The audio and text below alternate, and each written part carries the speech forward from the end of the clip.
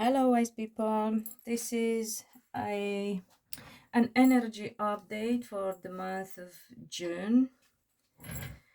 An overview for the whole month.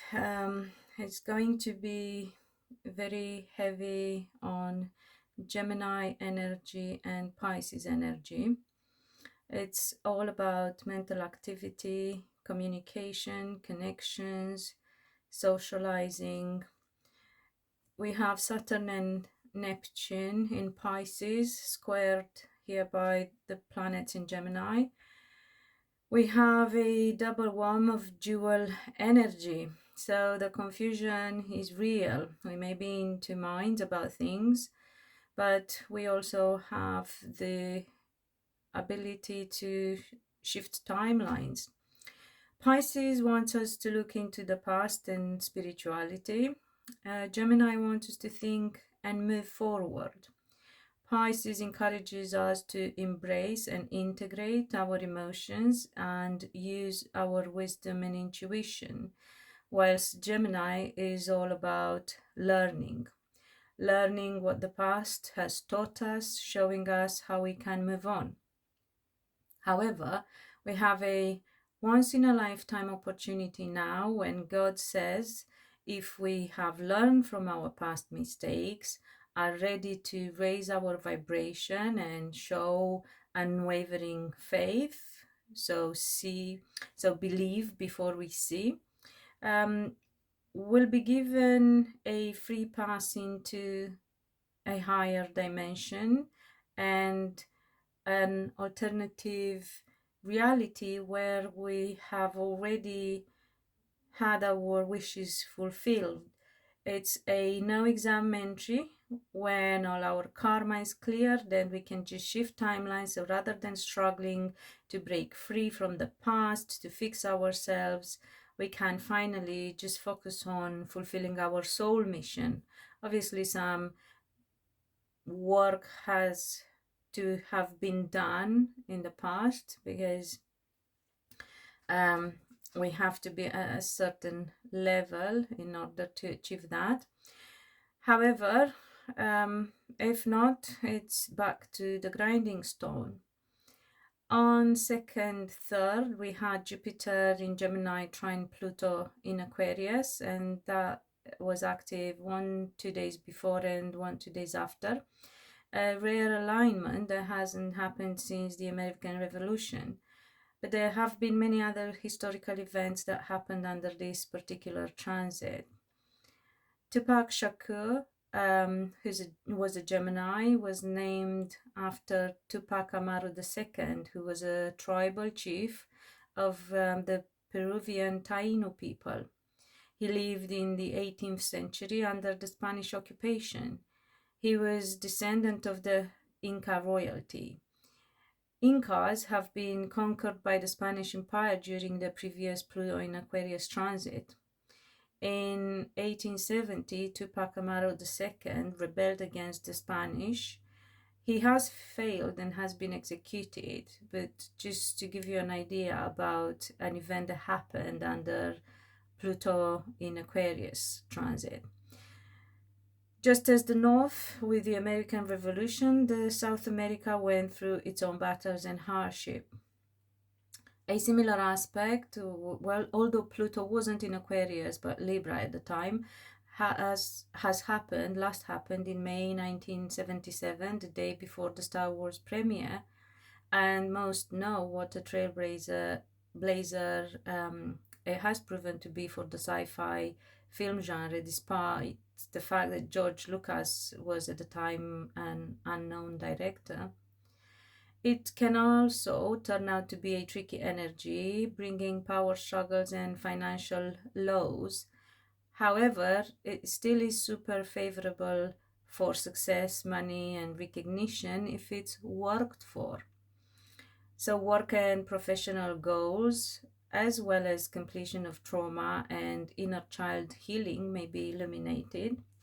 It is an alignment of transformation and transformative thinking, of growth and expansion, both at individual and collective levels. It's good for forming empowering alliances and coming together with like-minded people.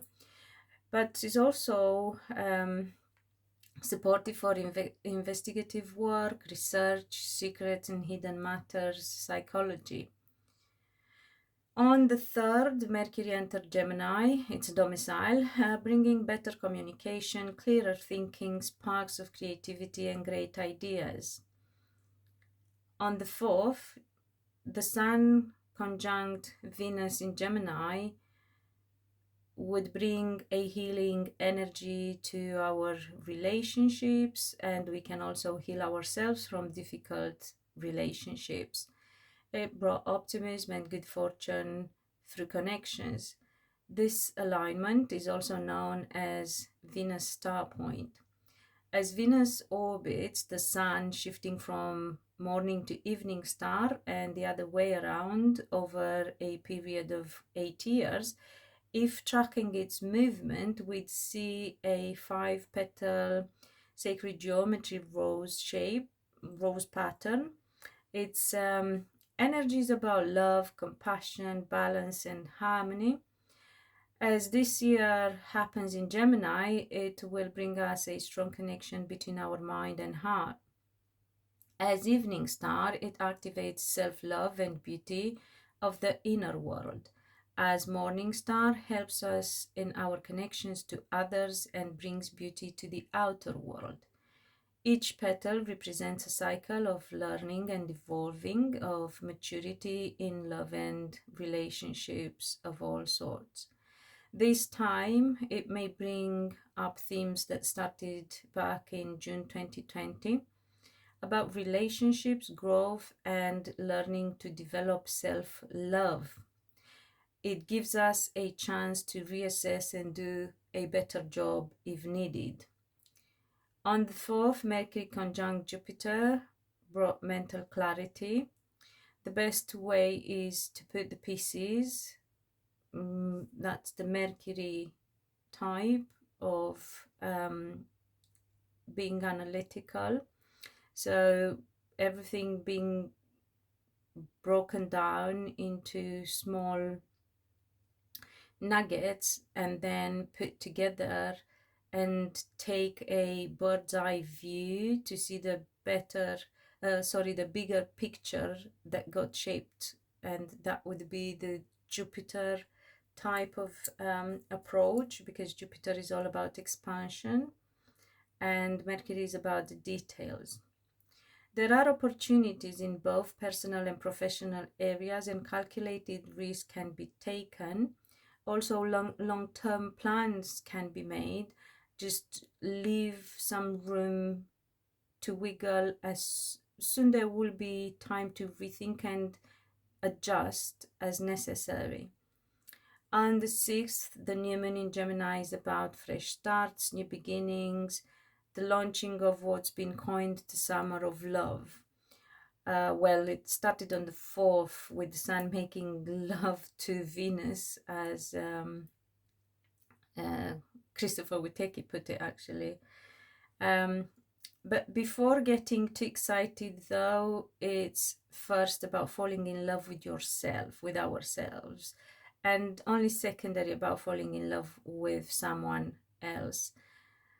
Speaking of which, have you cleared the karma? Have you done the healing? Have you graduated spiritually so you can meet the one? Because otherwise, not that you wouldn't meet somebody, because Jupiter in Gemini favors that, but because depending on what timeline and vibrational level we are at, we will meet either a more evolved partner or a less healed one that obviously would match our energy. The square to Saturn may make us feel somewhat restricted, like being asked to bring balance between desires and responsibilities, but that is a reminder to build on solid foundations and to create boundaries if we haven't yet. And just before, whilst in the shadow period, we may feel triggered emotionally as we have to release what doesn't serve us anymore. Hygeia, the goddess of health, is conjunct Chiron, the wounded healer, urging us to let go, release, and heal. Not just in love relationships, but as I mentioned earlier, in all types of relationships. Because we have to stop wasting energy with connections that aren't aligned to our future and to our purpose. This really is a time of purging and healing, of completion of healing, both of our adult past as well as our childhood and inner child, and of graduating to the highest level of expression of love that assists on fulfilling our soul purpose, which is actually the real meaning of a power couple. On the 9th, Mars enters Taurus, making us slow down from the Mars in Aries go-go energy, and now having to focus on the long-term goals. But as I said, we shouldn't be stuck on a certain way of getting our outcome, but rather stay open to possibilities we couldn't perhaps envisage. We can, however, implement good habits that will help us create long-lasting wealth and financial stability. On the 11th, Mars in Taurus will square Pluto in Aquarius, and the mind will be overworking, the senses will be supercharged. There will be restrictions, frustrations, conflicts, all sorts of low vibe stuff that we should make sure to avoid. It'll be time to get to the bottom of what's actually brewing inside of us and find a healthy way to release that anger and all other emotions. Journaling, therapy, EFT, emotional freedom technique, that is, and exercising are all very helpful. If, however, someone around you or even yourself are still struggling with the emotions, go easy on them, on yourself. The problem with these last three aspects is that everything can suddenly escalate and become extreme. People tend to have the attitude of I don't care and best no one gets in my way.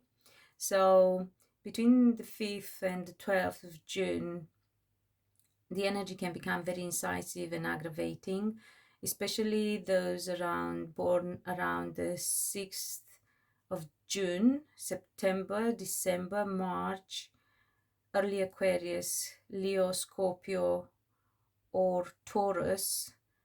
Got to be extra careful not to be triggered, impulsive, volatile. This is something that I was listening of from Steve Judd, Astrology. Let me get back to where I left it. Right, yeah, so these are people who might feel more triggered, more impulsive, more volatile, hence why it's important to focus on healing, thinking things through, staying away from any confrontations, setting ourselves for the future in a healthy, constructive, positive way. On the 14th, Sun conjunct Mercury can bring a major breakthrough, powerful communication, authenticity, and true self-expression. We may come across as critical, could actually be, or impatient, so beware of those. Write things down is therapeutic and effective. On the 17th, Venus enters Cancer, where it makes conjunction to Mercury. It'll be a softer, more poetic and nurturing energy to take advantage of, to bring more gentleness and grace into our life. On the 20th, the Sun enters Cancer, and we have also the summer solstice. It'll be a time of more light, more bright, more transformation as well. Life is continuous change and evolution, and we should remember to also give thanks for the gift of life. Spend some time in nature.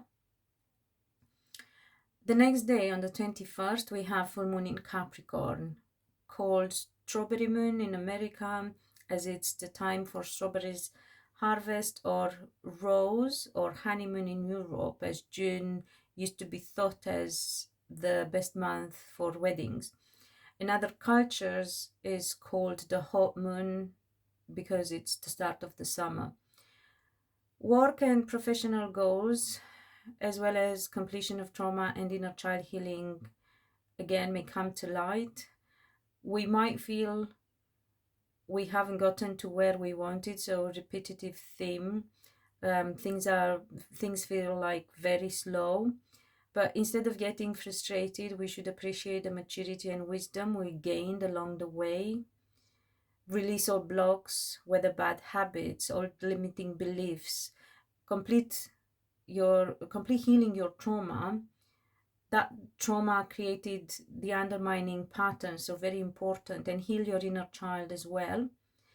On the bright side, it can also bring financial opportunities and prosperity.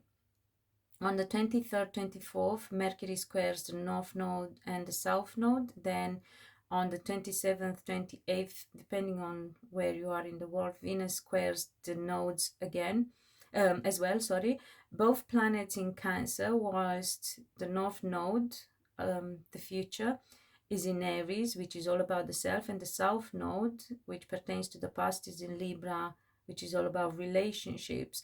Will drop from the mind into the heart space, and the duality theme from the beginning of the month will revisit.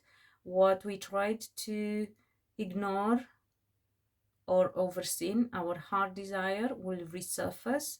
What we ignored and repressed comes back up, forcing us to once again to deal with it and to heal it. The more we avoid doing so, the harder it gets, so beware. Also, Uranus will move a degree in Taurus, and it will cause unexpected, disruptive, ground-shaking changes. On an individual level, it will show us where we are going wrong, what isn't aligned with us anymore, and what we need to change.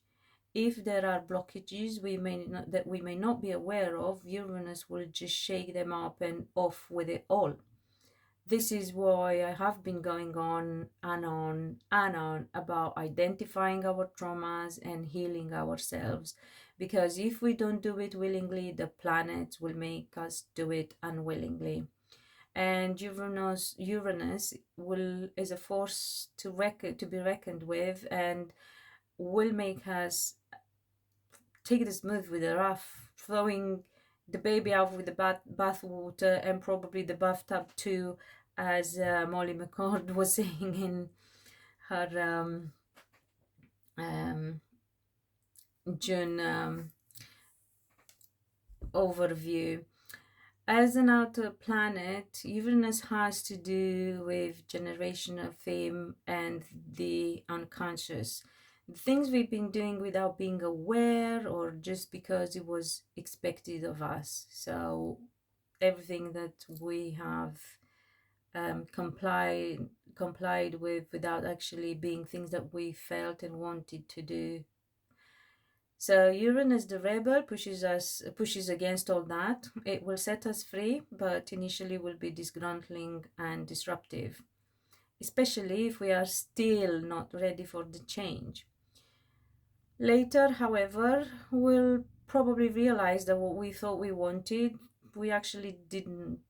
We just have to create a plan B, because what we thought was sturdy and reliable proves not to be. Remember, I was saying will be made to think about the foundations we built on, and if they were not strong enough, everything will have to be redone. So ideally, we should try and get our ducks in a row by September. On the 30th, Saturn goes retrograde in Pisces and slows us down, feeling like we are not getting where we want again. However, it will force us to pause and digest and take in what we've been doing so far. So a moment of assessing, reassessing. Aside from the frustration of things moving too slow, we may also experience the fear of perhaps not going in the right direction. But if you feel it in your heart, then you are going in the right direction. However, so that is for you, a reminder for you if you experience that fear. As you might have noticed, quite a few repetitive themes throughout the whole month, although from different alignments and aspects. And that is because this is going to be, this month is a preview of the years ahead. And we are setting ourselves up for the future. So we better pay attention and we don't let this perhaps last chance slip away. My channel messages for this month: the more we heal and evolve spiritually, the more we will experience love, loyalty, and harmony in our relationships. Of course, our romantic relationship does come first, as it's the closest to home and to heart. And so, regardless of how tough life may become at times, the easier will be for us to overcome the difficulties. If you are single, this is a very auspicious time to meet a companion for the rest of your journey through life. However, make sure to bridge the gap between this human existence and the divine. A strong connection to God, your God, and your unwavering faith will not only help you through the tough times, but will also keep you protected throughout your whole life too. And as I said it before, I will say it again, not that life is getting easier, but will get better at easing into life. I hope it helps, and until next time, be loved and be happy.